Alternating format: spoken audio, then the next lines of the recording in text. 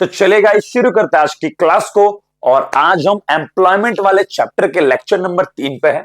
और आज इस लेक्चर में हमारा एम्प्लॉयमेंट वाला पार्ट पूरा खत्म हो जाएगा। ठीक है, ये सभी टॉपिक्स हम कर चुके हैं, लास्ट के 2 टॉपिक करवाने हैं और उसके बाद हम अपना पार्ट बी अनएम्प्लॉयमेंट करेंगे और भाई साहब पूरा का पूरा चैप्टर खत्म हो जाएगा। ठीक है जी, तो चलिए समय को वेस्ट नहीं करते और आज अपने 7th टॉपिक की ओर बढ़ते हैं, जिस टॉपिक का बच्चों नाम है formal sector and informal sector. देखिए जी बेटा, एक इकोनॉमी में जब हम काम की बात करते हैं, रोजगार की बात करते हैं, जॉब की बात करते हैं, तो एक इकोनॉमी में बेटा 2 प्रकार के सेक्टर्स होते हैं। ठीक है, 2 प्रकार का वर्क प्लेस होता है जहां पे आप काम करते हैं।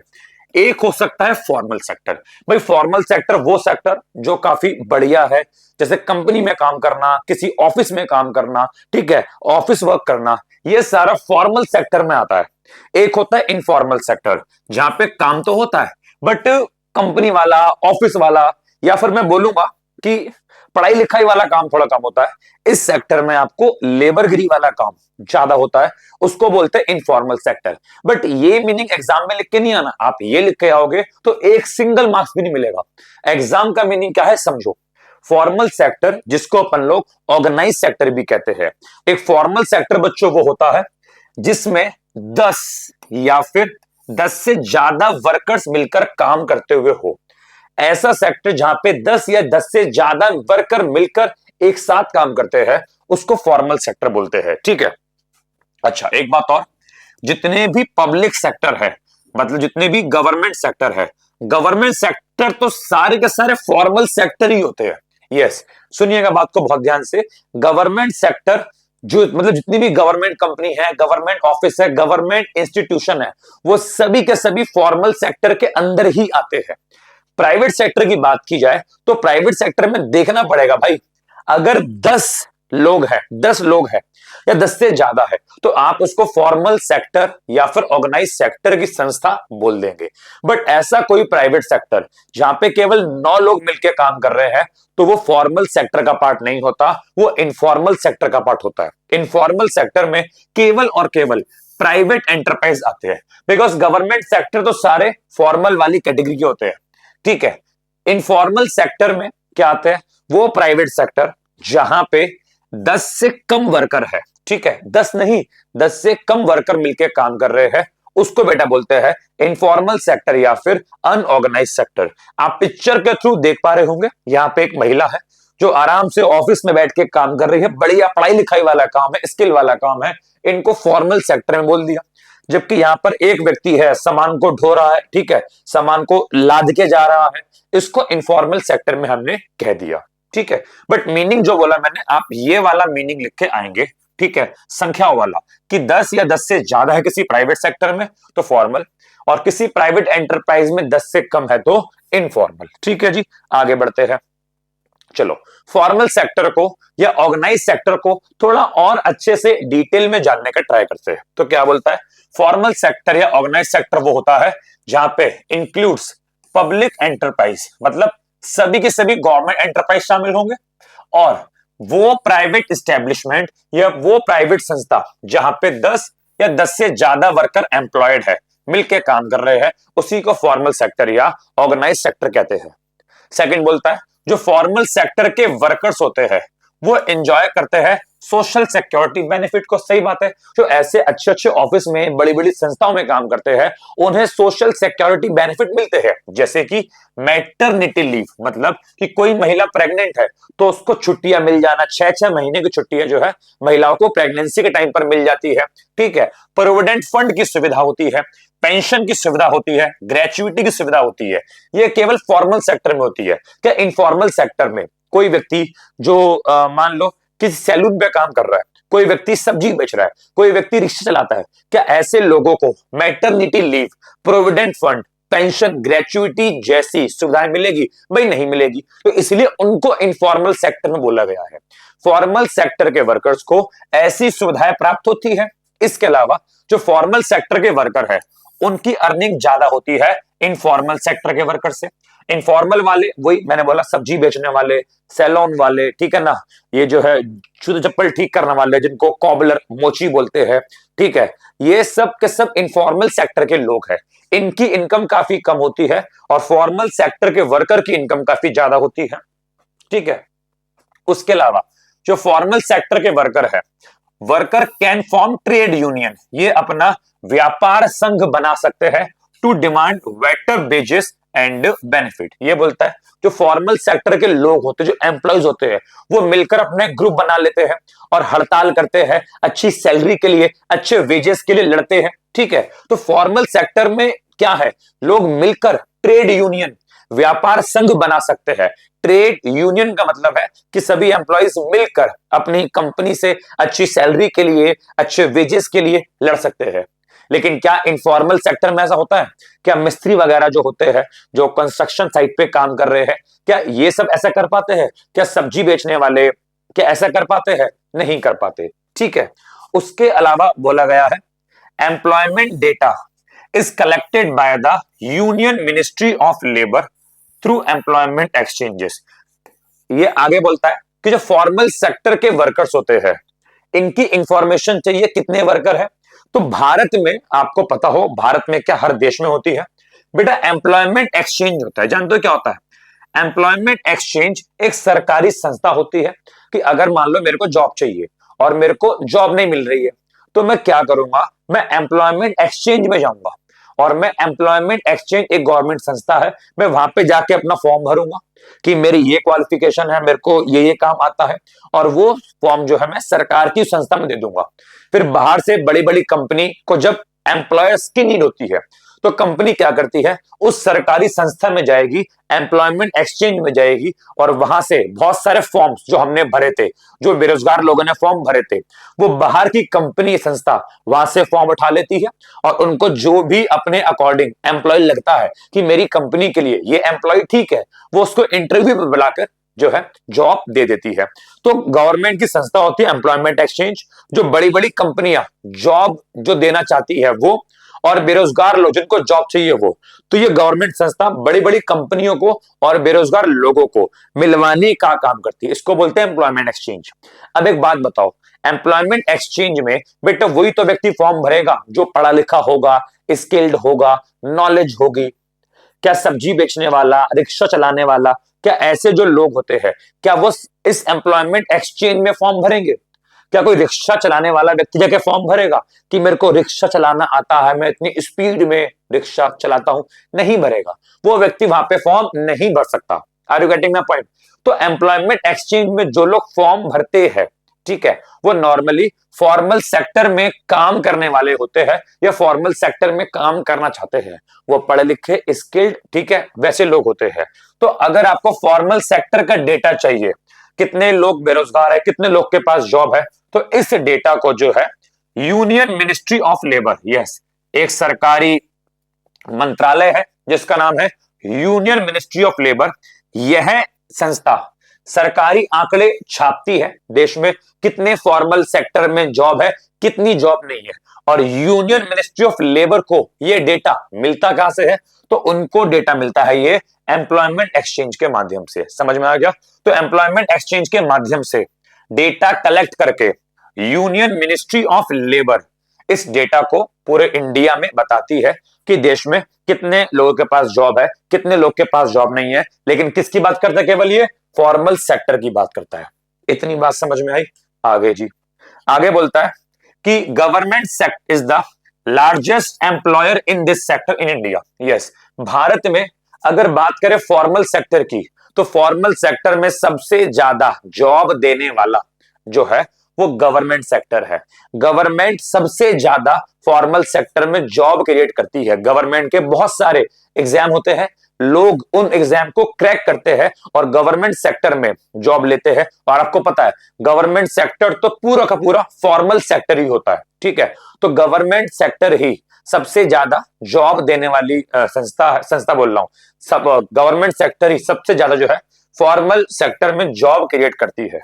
उसके आगे बोलता है कि employees only about 6% of the total workforce in India. Yes, ये लास्ट पॉइंट बोलता है कि इंडिया में जितने भी वर्कर्स है ना, जितने भी वर्कर्स इंडिया में है, आपको जानकर हैरानी होगी, केवल और केवल 6% वर्कर ही फॉर्मल सेक्टर में काम करते हैं। यस, मतलब अगर इंडिया में 100 लोग काम कर रहे हैं तो 100 लोग में से केवल 6 लोग होंगे जो फॉर्मल सेक्टर में ऐसी जगहों पर काम कर रहे हैं। 94% पीपल, इट मींस 94 लोग, उन 100 लोगों में से 94 लोग, 94% पीपल इनफॉर्मल सेक्टर में काम कर रहे हैं, छोटे मोटे काम कर रहे हैं। तो इंडिया में केवल और केवल 6% पीपल ही है जो फॉर्मल सेक्टर में काम करते हैं, बाकी 94% पीपल इंडिया में इनफॉर्मल सेक्टर में काम करते हुए पाए जाते हैं। ठीक है, आगे बढ़ते हैं। चलिए अब थोड़ा इनफॉर्मल सेक्टर की बात कर लेते हैं। इनफॉर्मल सेक्टर कुछ इस तरह का होता है जहां पे अच्छी जॉब नहीं है, अच्छी इनकम नहीं है, व्यक्ति बड़ी कंपनी में, बड़ी संस्थाओं में काम नहीं कर पाता, एक व्यक्ति को social security benefit, pension, provident fund ऐसी सुविधाएं प्राप्त नहीं होती, उसी को इनफॉर्मल सेक्टर या फिर अनऑर्गेनाइज सेक्टर कहते हैं। क्या लिखा है देखेंगे जी, तो बोलता है informal sector includes private establishment. Yes, इसमें केवल प्राइवेट संस्था आती है, मतलब प्राइवेट संस्था मतलब जो किसी भी तरह से गवर्नमेंट से जुड़े हुए नहीं है। अगर कोई व्यक्ति गवर्नमेंट से जुड़ के काम करता है तो वो फॉर्मल सेक्टर का हिस्सा बन जाता है। इसमें केवल क्या आता है बेटा, इसमें केवल प्राइवेट एस्टेब्लिशमेंट, केवल प्राइवेट संस्था आती है, वो भी वो वाली जहां पे लेस देन 10, 10 से कम वर्कर जो है काम कर रहे हैं। समझ में आ गया? तो ऐसी कोई भी प्राइवेट संस्था जहां पे 10 से कम लोग मिलकर काम कर रहे हैं उसको organize sector, sorry unorganize sector या फिर इनफॉर्मल सेक्टर कहा जाता है। और इस प्रकार के सेक्टर में काम करने वाले वर्कर्स को बच्चों बोलते हैं इनफॉर्मल वर्कर्स। क्या बोलते हैं जी? Informal workers.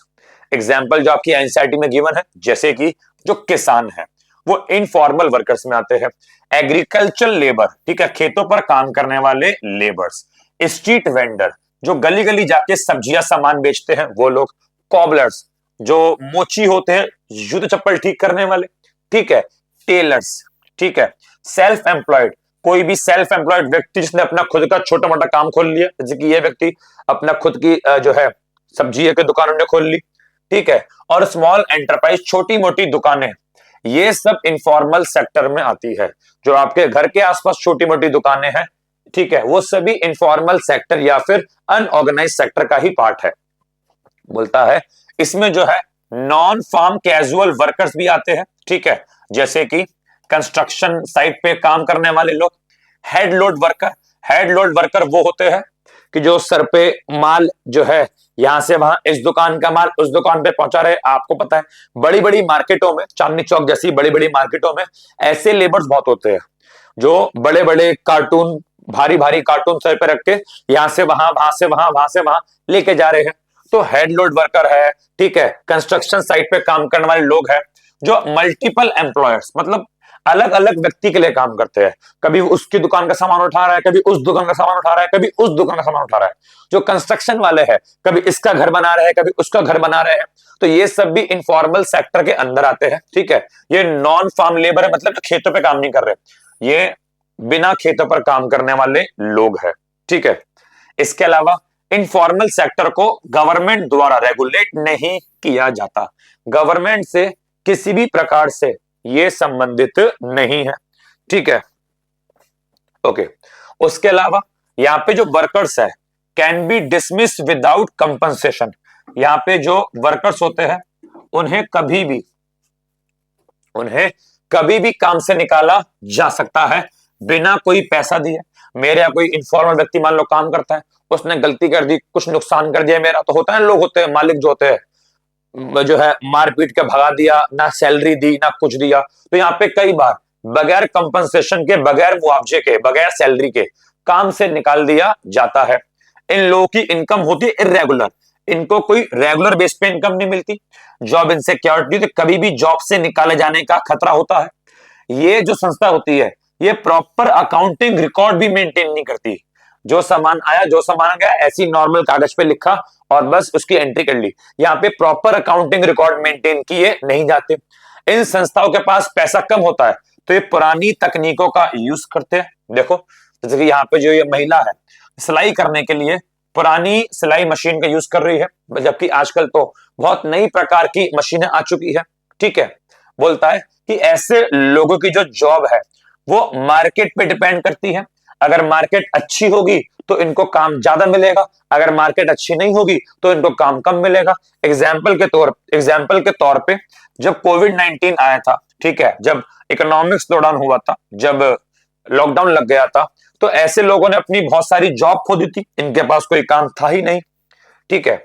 और आखिरी बोलता है कि भारत में जितने भी एम्प्लॉयड वर्कर्स है, लगभग 94% वर्कर्स, यस 94% वर्कर्स जो है भाई साहब इनफॉर्मल सेक्टर में काम करते हैं। आप सोचो, ठीक है, केवल 6% वर्कर है फॉर्मल सेक्टर में, 94% लोग तो ऐसे छोटे मोटे काम करते हैं इंडिया के अंदर, ठीक है जी। चलिए, अब यहां पे क्या लिखा है, जो इकोनॉमिस्ट है उनका ऐसा मानना है कि अगर एक देश का डेवलपमेंट करना है, एक देश को आगे बढ़ाना है, तो फॉर्मल सेक्टर में जो वर्कर्स है वो ज्यादा होने चाहिए और इनफॉर्मल सेक्टर में जो वर्कर्स है वो लगातार घटने चाहिए। समझे? मतलब अगर एक देश को आगे बढ़ना है, एक देश को डेवलप करना है, तो फॉर्मल सेक्टर को आगे बढ़ना चाहिए। इंडिया में आपको पता है कि फॉर्मल सेक्टर में केवल 6% लोग हैं, जबकि इनफॉर्मल सेक्टर में 94% लोग हैं। अगर इंडिया को आगे बढ़ना है तो फॉर्मल सेक्टर के वर्कर्स को बढ़ाना पड़ेगा और इनफॉर्मल सेक्टर के वर्कर्स को घटाना पड़ेगा। लेकिन अगर मैं आपसे बात करूं पर्सनली, तो इंडिया वाले केस में भाई ये चीज ना थोड़ी इम्पॉसिबल सी है कि चलो अगर हम फॉर्मल को बढ़ा भी देंगे तो 6% से बढ़ाकर कितना कर देंगे, 10% कर देंगे, 15 कर देंगे, चलो 20, बहुत मैंने बोल दिया 20। अगर इंडिया में फॉर्मल सेक्टर में 20% लोग भी आ गए, तब भी आप देखेंगे मेजॉरिटी किसकी है, इनफॉर्मल की है। इनफॉर्मल में अब भी 80% लोग हैं। तो इंडिया में अगर आप सोचोगे हम फॉर्मल को बढ़ाए, इनफॉर्मल को कम करें और देश को डेवलप करें, तो ये चीज कहीं ना कहीं इम्पॉसिबल सी है, बिकॉज इंडिया में इनफॉर्मल सच में बहुत ज्यादा है। आप उन्हें कम भी करोगे तब भी वो फॉर्मल से ज्यादा ही रहेंगे। इतनी बात समझ में ही आप लोगों को, होपफुली इतनी बात आप लोगों को समझ में आ गई होगी। चलिए आगे बढ़ते हैं, अब एक डिफरेंस पढ़ते हैं, फॉर्मल सेक्टर के वर्कर और इनफॉर्मल सेक्टर के वर्कर्स के बीच क्या डिफरेंस है, पेपर में आया हुआ क्वेश्चन है। देखो भाई, फॉर्मल सेक्टर के वर्कर क्या होते हैं, तो फॉर्मल सेक्टर के वर्कर वो होते हैं जो किसी ऑर्गेनाइज सेक्टर में या फॉर्मल सेक्टर में काम करते हैं जहां पे 10 या 10 से अधिक लोग हैं। तो ऐसी कोई संस्था जहां पे 10 या 10 से अधिक लोग मिलकर काम करते हैं, तो वहां पे काम करने वाले व्यक्ति को फॉर्मल वर्कर कहा जाता है। जबकि ऐसी संस्था जहां पे 10 से कम लोग काम करते हैं, तो वहां पे काम करने वाले वर्कर को इनफॉर्मल वर्कर कहा जाता है, ठीक है। उसके बाद जो फॉर्मल वर्कर्स होते हैं उनको बकायदा प्रोटेक्टेड बाय लेबर लॉ, उनके लिए बकायदा सरकार द्वारा लेबर लॉ बनाए गए हैं, उनके लिए बकायदा प्रॉपर कानून है। बट इनफॉर्मल वर्कर, खुद बताओ, सब्जी बेचने वाले के लिए, बाल काटने वाले के लिए, जूते चप्पल ठीक करने वाले के लिए क्या कोई लेबर लॉ होंगे, क्या कानून होंगे? नहीं। तो इनको जो है लेबर लॉ से, कानून से कोई प्रॉपर प्रोटेक्शन नहीं मिलती है, ठीक है। उसके बाद जो फॉर्मल वर्कर है इनको सोशल सिक्योरिटीज के बेनिफिट मिलते हैं, इनको provident fund, gratuity, pension, maternity leave ये सब मिलता है। जबकि इनफॉर्मल वर्कर को, क्या सब्जी बेचने वालों को पेंशन मिलेगी, क्या छुट्टियां मिलेगी, क्या ग्रेचुइटी मिलेगी? नहीं। तो ऐसे लोगों को कोई भी सोशल सिक्योरिटी के बेनिफिट प्राप्त नहीं होते। उसके बाद फॉर्मल वर्कर अपनी हक की लड़ाई के लिए ट्रेड यूनियन बना सकते हैं। कंपनी में काम कर रहे हैं, सैलरी कम मिल रही है, तो सभी के सभी कंपनी के एम्प्लॉइज ने अपना ग्रुप बनाया, हड़ताल पे बैठ गए, सैलरी बढ़ाओ। लेकिन क्या सब्जी बेचने वाले, बाल काटने वाले, जूते चप्पल ठीक करने वाले, क्या ये मिलके ट्रेड यूनियन बना सकते हैं? तो यह मिलके ट्रेड यूनियन बना नहीं सकते। उसके बाद जो फॉर्मल वर्कर होते हैं वो ज्यादा कमाते हैं इनफॉर्मल वर्कर से, ठीक है। और यहां वही बोल दिया कि जो इनफॉर्मल वर्कर होते हैं वो कम कमाते किससे, फॉर्मल वर्कर से। इट मींस इनकी इनकम होती है ज्यादा, इनकी इनकम होती है कम। और उसके बाद बोलता है कि इंडिया में लगभग 6% वर्कर फॉर्मल वर्कर है, जबकि इंडिया में 94% वर्कर इनफॉर्मल वर्कर्स की कैटेगरी से बिलोंग करते हैं।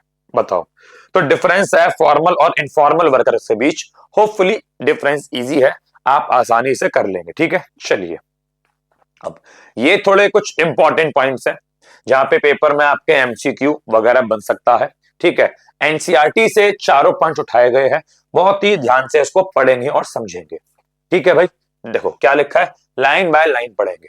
ठीक है, पहला पॉइंट मैंने आपको जो पीछे पढ़ाया था वही लिखा है। ये बोलता है कि डेवलपमेंटल प्लानिंग एनविजेज्ड, मतलब बिलीव या होप, बोलता है कि जब हम एक देश में डेवलपमेंट की बात करते हैं, जब हम ऐसी प्लानिंग करते हैं एक देश को डेवलप होना चाहिए, तो ऐसा हम बिलीव करते हैं कि एक देश डेवलप तभी होगा, एक देश डेवलप तभी होगा, एक इकोनॉमी ग्रो तभी करेगी जब देश में क्या होंगे, ज्यादा से ज्यादा वर्कर फॉर्मल सेक्टर में काम करेंगे और इनफॉर्मल सेक्टर में काम करने वाले जो वर्कर है उनका अनुपात कम होगा। इसको हमने अभी पीछे भी पढ़ा था। ठीक है, कि अगर एक देश को डेवलप होना है तो ऐसी उम्मीद की जाती है कि एक देश डेवलप तभी होगा जब फॉर्मल सेक्टर में वर्कर ज्यादा होंगे और इनफॉर्मल सेक्टर में वर्कर कम होंगे। बट इंडिया के केस में ये सिचुएशन थोड़ी अलग है। मैंने इसकी बात भी करी थी, बिकॉज इंडिया में केवल 6% ही फॉर्मल सेक्टर में काम करते हैं और 94% इनफॉर्मल में। अगर आप इनफॉर्मल सेक्टर के वर्कर्स को कम भी करना चाहोगे ना भाई, तो कितना कम कर दोगे, 94 से घटा के 80 पे ले आओगे, लेकिन 80 अपने आप में तब भी बहुत ज्यादा है। ठीक है, तो क्या बोलता है कि इंडिया में the scope of employment generation in the formal sector is limited, कि इंडिया में फॉर्मल सेक्टर में अगर हम जॉब क्रिएट करने की बात करें तो लिमिटेड है। आप इंडिया में फॉर्मल सेक्टर में ज्यादा जॉब क्रिएट कर ही नहीं सकते। फॉर्मल सेक्टर इंडिया का इतना डेवलप है ही नहीं। मैं बोलता हूं अगर आप जॉब क्रिएट कर भी दोगे तो 6% से 10%, 15 पर ले आओगे ना, तब भी 80%, 85% तो इनफॉर्मल सेक्टर ही रहेगा। तब भी तो देश में इनफॉर्मल ही ज्यादा है और फॉर्मल कम है कि नहीं है। तो बोलता है देयर आर अबाउट, इंडिया में लगभग 471 मिलियन वर्कर्स है। यस, इंडिया में लगभग 471 मिलियन वर्कर है। ठीक है, कब की बात है, 2011-12 की बात है। ठीक है, और इसमें से केवल और केवल 6% वर्कर है जो फॉर्मल सेक्टर में काम करते हैं, जबकि 94% जो वर्कर है वो इनफॉर्मल सेक्टर में काम करते हैं। तो आप खुद देखिए, आप जरा खुद देखिए कि केवल 6% लोग हैं फॉर्मल में, 94% है इनफॉर्मल में। ठीक है, बोलता है it is impossible for India to shift majority of informal sector worker in the formal sector. तो भाई इंडिया के लिए इंपॉसिबल है कि अपने फॉर्मल सेक्टर के वर्कर्स को बढ़ा सके और इनफॉर्मल सेक्टर के वर्कर को घटा सके। ठीक है, मैं अगेन एक ही बात को 10 बार बोल चुका हूं कि भाई 94% से घटाकर आप कितना ही कम कर लोगे, आप तब भी ज्यादा कम नहीं कर पाओगे। ठीक है, आगे बोलता है तो इसके अलावा, अब सुनना, यहां से इंपॉर्टेंट है, यहां से इंपॉर्टेंट है। तो अगर इंडिया अपने देश में इनफॉर्मल सेक्टर के वर्कर्स को कम नहीं कर पा रहा, ठीक है, वो फॉर्मल में शिफ्ट नहीं कर पा रहा, तो क्या करना चाहिए, तो इंडिया को इनफॉर्मल सेक्टर को ही ध्यान देना चाहिए। इट मींस इंडिया को इनफॉर्मल सेक्टर ही डेवलप करना चाहिए। हालांकि इनफॉर्मल सेक्टर इतना अच्छा सेक्टर नहीं है, लेकिन जब मुझे पता है कि मेरे 94% वर्कर वहां पे काम कर रहे हैं, तो क्यों ना मैं इनफॉर्मल सेक्टर को अच्छा करूं, क्यों ना मैं इनफॉर्मल सेक्टर को डेवलप करूं, ताकि वहां पे जो 94% लोग काम कर रहे हैं वो खुश रहे, उन्हें प्रॉब्लम ना हो, उन्हें समस्या ना हो। तो वही बोलता है इंस्टेड ऑफ इग्नोरिंग इट, तो इस चीज को इग्नोर करने की बजाय कि कैसे शिफ्ट होगा, इसकी बजाय हमें इनफॉर्मल सेक्टर को ही जो है और मॉडर्नाइज करने की, इनफॉर्मल सेक्टर को ही हमें और डेवलप करने की और अच्छा करने की नीड है।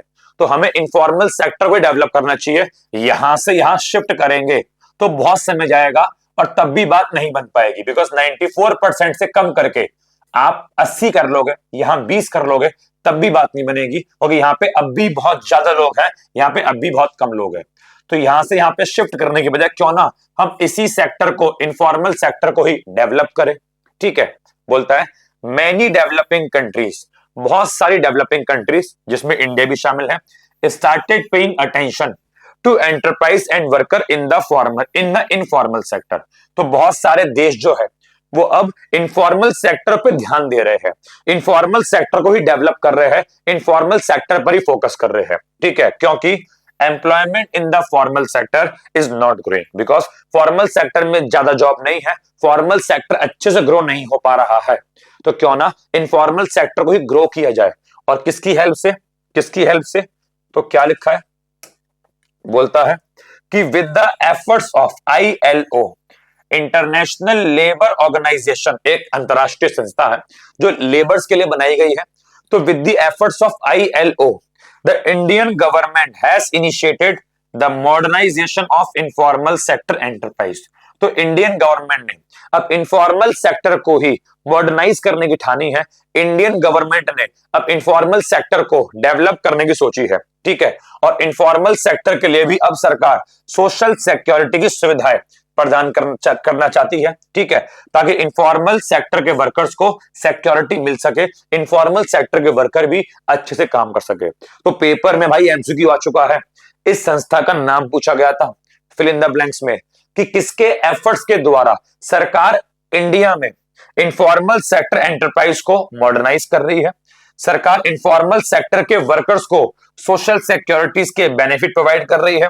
सरकार इनफॉर्मल सेक्टर के वर्कर को सिक्योरिटी प्रोवाइड कर रही है। यह सब किस संस्था के माध्यम से हो रहा है? तो international labour organization ILO, international labour organization संस्था के माध्यम से ऐसा किया जा रहा है। बताओ, क्या आपको इतनी बात समझ में आ गई? ठीक है, सारी बातें इंपॉर्टेंट थी। चलिए आगे बढ़ते हैं। अब यहां पे कुछ इंपॉर्टेंट क्वेश्चन है फॉर्मल और इनफॉर्मल वर्कर्स के ऊपर।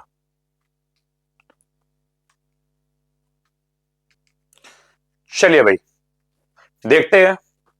आपको बच्चों उसमें यह बताना है, आपको ये बताना है कि कौन से इनफॉर्मल सेक्टर में काम करने वाले वर्कर है। अल्टीमेटली 10 क्वेश्चन है, आपको बताना है फॉर्मल में कौन है, इनफॉर्मल में कौन है। एक बात ध्यान रखेंगे कि फैमिली वर्कर्स को और ओनर को आप वर्कर की संख्या में काउंट नहीं करेंगे, ठीक है। जब आप फॉर्मल और इनफॉर्मल चेक करेंगे तो जो फैमिली के मेंबर है आप उन्हें वर्कर नहीं मानेंगे, उसके अलावा जो ओनर है आप उन्हें वर्कर नहीं मानेंगे, ठीक है। अब देखेंगे, चलो भाई। पहला, worker in a hotel which has 7 hired worker, 7 तो हायर्ड वर्कर है और 3 फैमिली वर्कर है। तो फैमिली वर्कर को तो भूल जाओ। अब बताओ, फैमिली वर्कर को भूल जाओ तो कुल मिला कितने लोग हैं? 7 हो गए। भाई इन 3 को भूल जाओ क्योंकि 3 क्या है, ये फैमिली वर्कर, इन पे ध्यान नहीं देना। तो कुल मिला के उस होटल में केवल 7 लोग काम कर रहे हैं, और अगर 7 लोग काम कर रहे हैं तो आप इसको बोलेंगे इनफॉर्मल सेक्टर की संस्था, ठीक है। अगला, एक प्राइवेट स्कूल टीचर है जो एक स्कूल में पढ़ाती है, 25 टीचर है। अब देखो 25 टीचर, ये हो गए 10 से ज्यादा, ठीक है। 10 से ज्यादा है तो क्या बन गया अपने आप में, ये बन गया फॉर्मल सेक्टर। अब पुलिस कांस्टेबल, भाई पुलिस कांस्टेबल एक गवर्नमेंट जॉब है, और government job it means public sector, और सभी गवर्नमेंट जॉब, सभी पब्लिक सेक्टर फॉर्मल सेक्टर में आते हैं।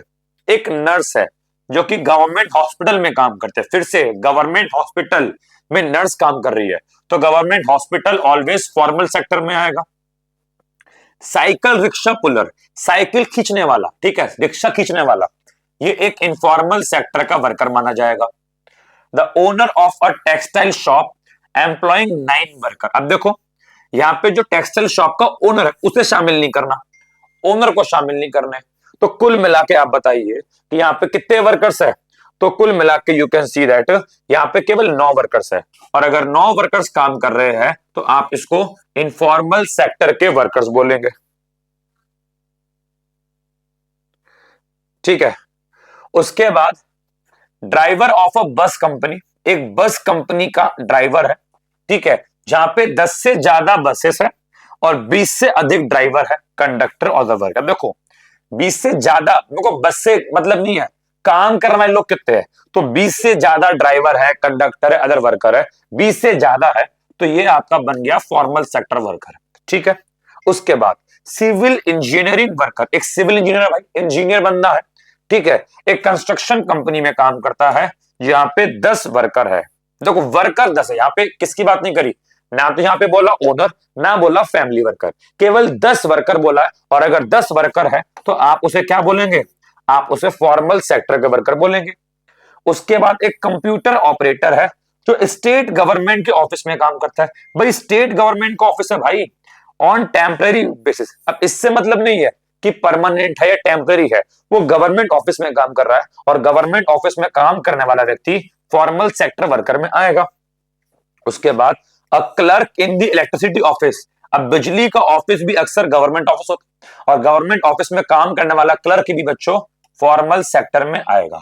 तो क्वेश्चन ये था कि इनफॉर्मल सेक्टर में कौन कौन, देखो भाई, तो आपका एक तो ए पहला वाला इनफॉर्मल सेक्टर है, उसके बाद आप देखेंगे एफ, एफ आपका इनफॉर्मल सेक्टर है, और इसके बाद देखो ई साइकिल रिक्शा वाला, ये भी इनफॉर्मल सेक्टर है, बाकी सारे फॉर्मल सेक्टर वर्कर है आपके, ठीक है ना। तो ए ई एफ, देखो ए ई एफ, यही आपका आंसर है, ठीक है। चलिए आगे बढ़ते हैं, क्वेश्चन नंबर 2 पढ़े एक बार आप ध्यान से, ठीक है। क्वेश्चन 2 कहता है, एनसीईआरटी क्वेश्चन है और एक अच्छा क्वेश्चन एग्जाम में आ चुका है कि is it necessary to generate employment in the formal sector rather than the formal sector rather than informal sector. बोलता है कि क्या आवश्यक है फॉर्मल सेक्टर में जॉब क्रिएट हो इनफॉर्मल सेक्टर में? तो भाई हाँ, फॉर्मल सेक्टर में जॉब क्रिएट करना ज्यादा आवश्यक है as compare to informal sector. देखो एक तो इंडिया में केवल 6% लोग ही फॉर्मल सेक्टर में हैं, तो फॉर्मल सेक्टर में जॉब क्रिएट ज्यादा होनी चाहिए। और दूसरा, फॉर्मल सेक्टर में अच्छी जॉब है, लोगों को बेनिफिट मिलते हैं, सोशल सिक्योरिटी बेनिफिट है, ठीक है, सरकार से प्रोटेक्शन मिलती है, उनके लिए लेबर लॉ है। तो फॉर्मल सेक्टर में एक अच्छी जॉब है, सिक्योर जॉब है, अच्छी इनकम वाली जॉब है, तो फॉर्मल सेक्टर में जॉब ज्यादा क्रिएट होनी चाहिए।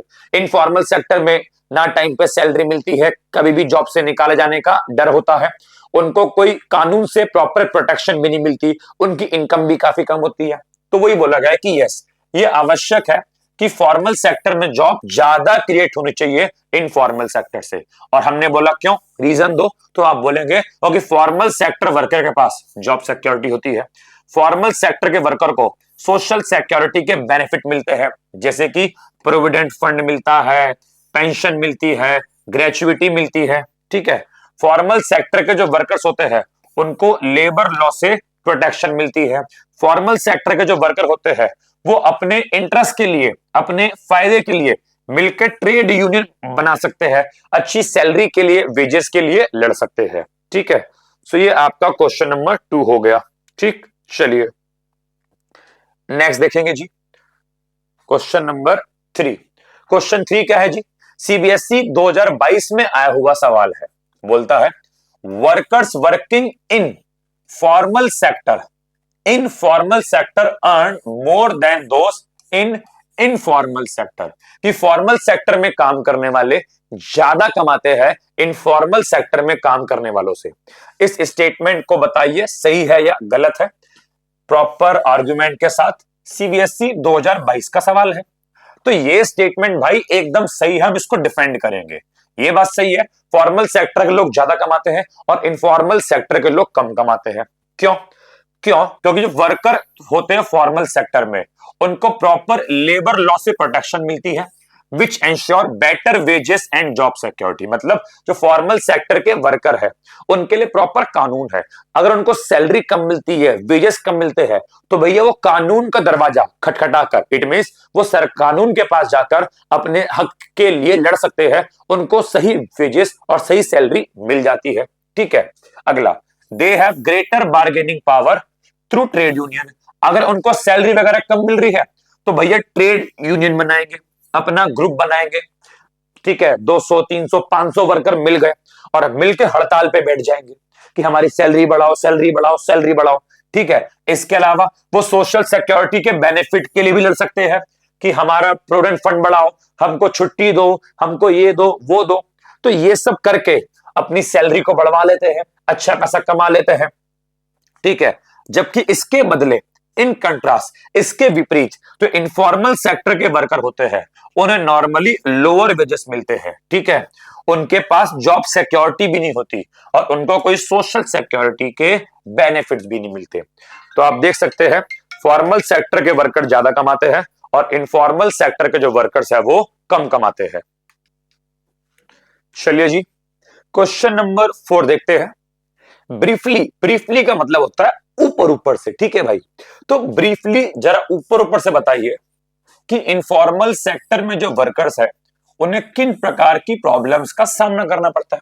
तो भैया इनफॉर्मल सेक्टर के वर्कर को बहुत सारी प्रॉब्लम्स का सामना करना पड़ता है, जैसे कि इर्रेगुलर इनकम फॉर वर्कर्स, कोई प्रॉपर रेगुलर इनकम नहीं होती है उन लोगों के लिए, ठीक है। Lack of government protection and regulation, सरकार के द्वारा उन्हें ना तो कोई प्रोटेक्शन होती है और ना ही कोई इनके लिए प्रॉपर नियम कानून होते हैं, ठीक है। वर्कर्स को कभी भी डिसमिस, काम से निकाला जा सकता है बिना कोई कॉम्पनसेशन दिए, बिना कोई पैसे दिए। उसके अलावा जो यहाँ पे जॉब होती है वो मार्केट कंडीशन पे डिपेंड है। अगर मार्केट कंडीशन अच्छी होगी तो उनके लिए काम ज्यादा होगा, मार्केट कंडीशन बुरी होगी, इकोनॉमिक स्लोडाउन है, कोविड आ गया, लॉकडाउन लग गया, तो ऐसे केस में ये लोग अपनी जॉब खो देते हैं, ठीक है। उसके अलावा बहुत सारे जो वर्कर्स होते हैं इनके रहने के लिए भी प्रॉपर जगह नहीं होती।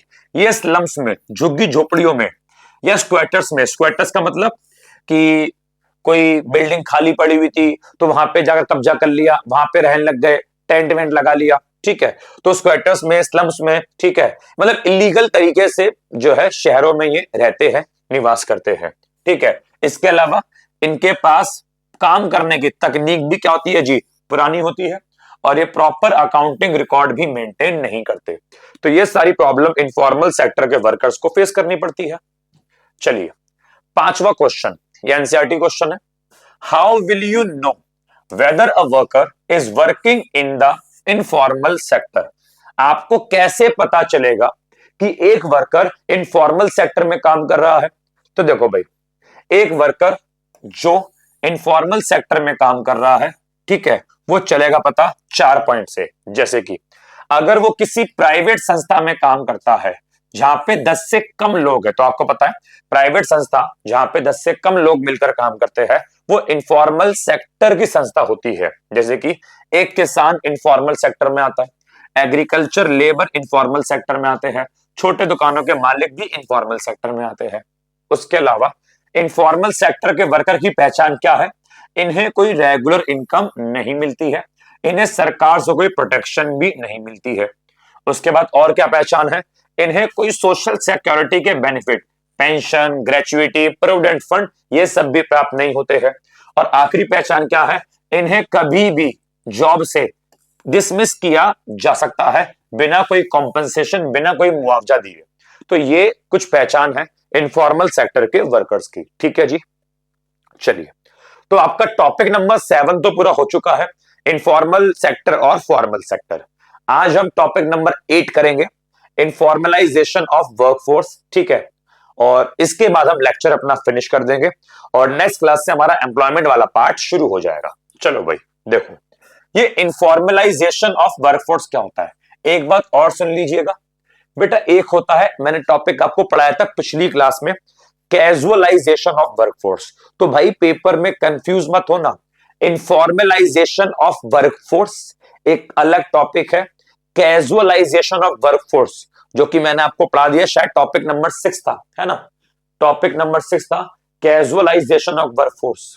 हाँ जी देखो ये, तो भैया ये टॉपिक और ये टॉपिक सेम मत समझना, बिकॉज दोनों सुनने में सेम सेम लग रहे हैं, कैजुअलाइजेशन, इनफॉर्मलाइजेशन, बट टॉपिक दोनों अलग है, काफी ध्यान से पढ़ना, पेपर में कंफ्यूज मत हो जाना, ठीक है जी।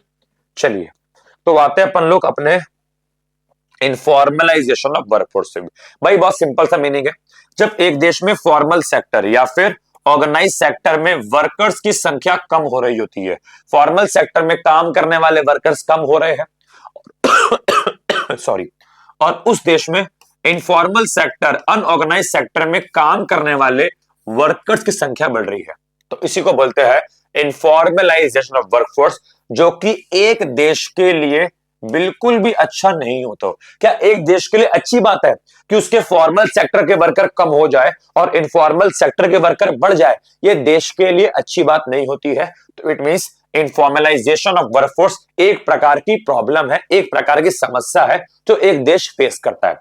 यह समस्या देश फेस कब करता है? जब फॉर्मल सेक्टर के वर्कर घटते हैं और इनफॉर्मल सेक्टर के वर्कर बढ़ते हैं। आप ऐसे भी बोल सकते हो कि जब वर्कर फॉर्मल सेक्टर से इनफॉर्मल सेक्टर पे शिफ्ट हो रहे हैं, कि यहां के लोग कम हो रहे हैं और वहां पे जाकर काम कर रहे हैं, उसको इनफॉर्मलाइजेशन ऑफ वर्कफोर्स कहते हैं।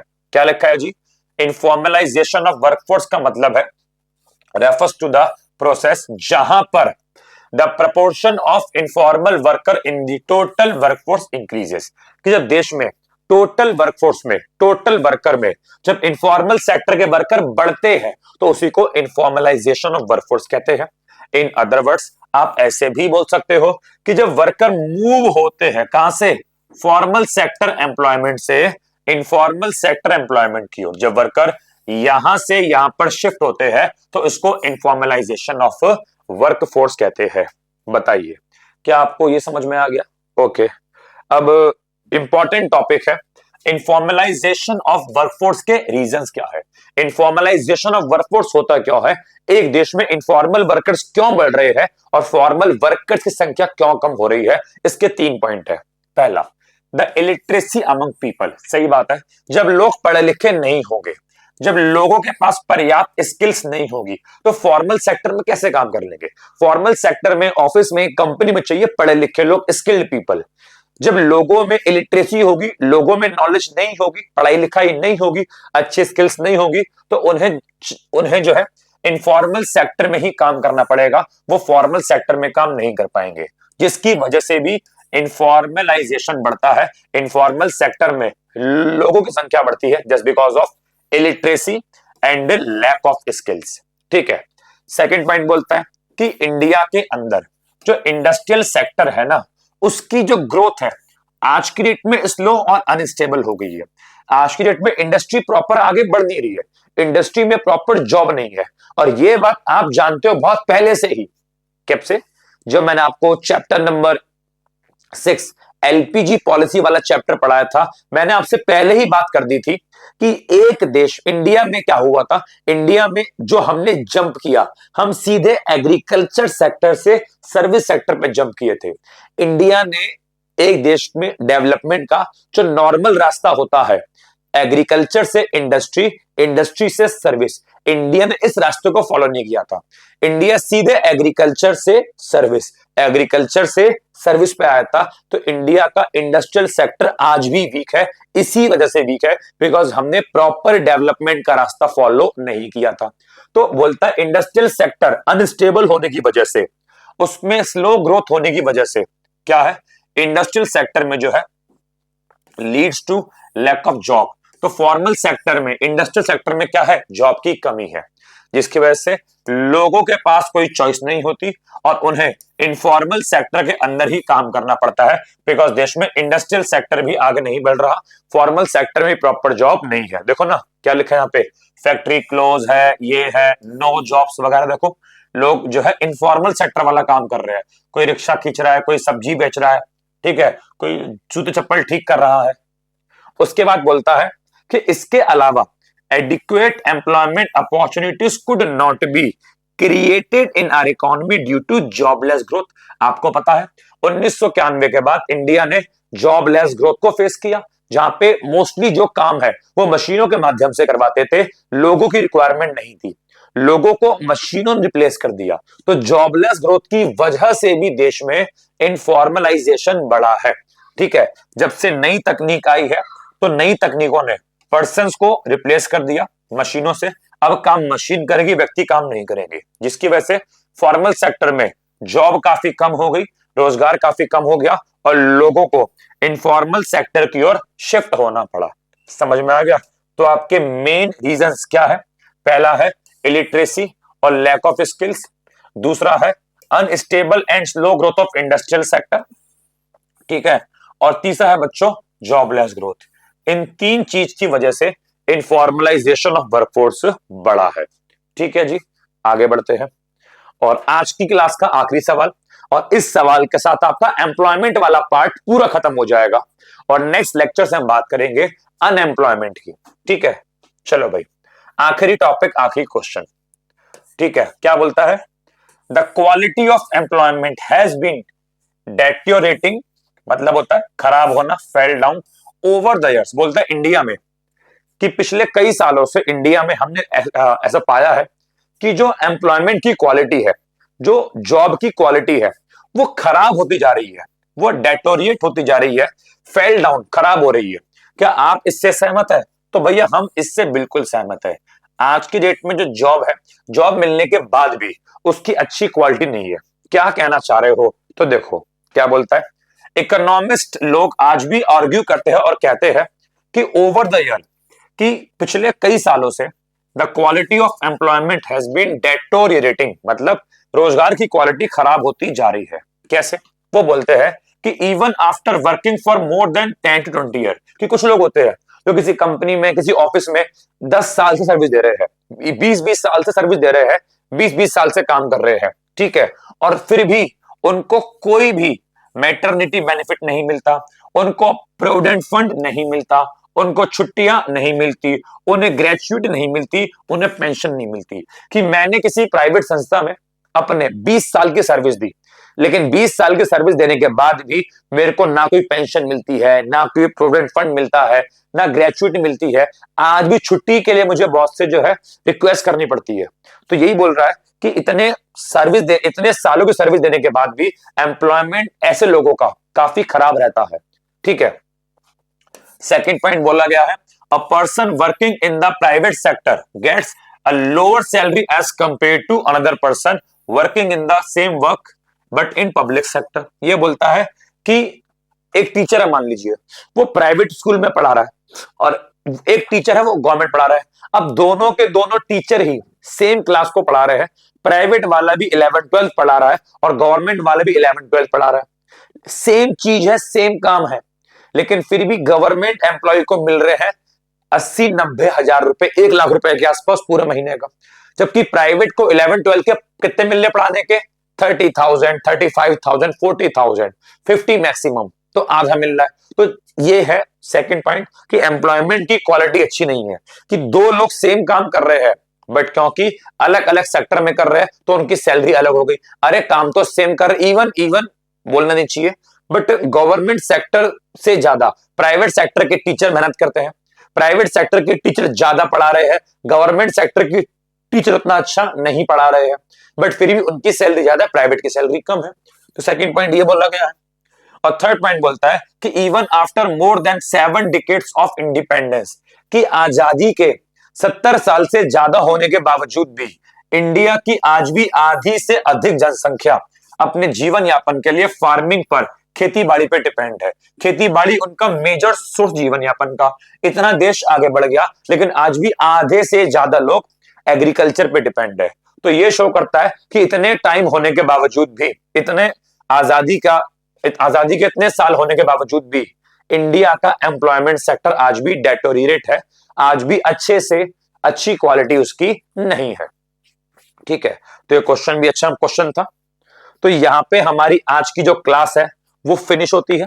हम लोगों ने अपना एम्प्लॉयमेंट वाला जो पार्ट है, एम्प्लॉयमेंट वाला पार्ट पूरा का पूरा अच्छे से कवर अप कर लिया है और अगली क्लास में हम स्टार्ट करेंगे अपने किसको भाई, अपने अनएम्प्लॉयमेंट वाले पार्ट को स्टार्ट करेंगे नेक्स्ट क्लास में, ठीक है जी। तो आज के लिए इतना काफी है guys, thank you so much, bye bye, God bless you, take care, ठीक है, बाय बाय।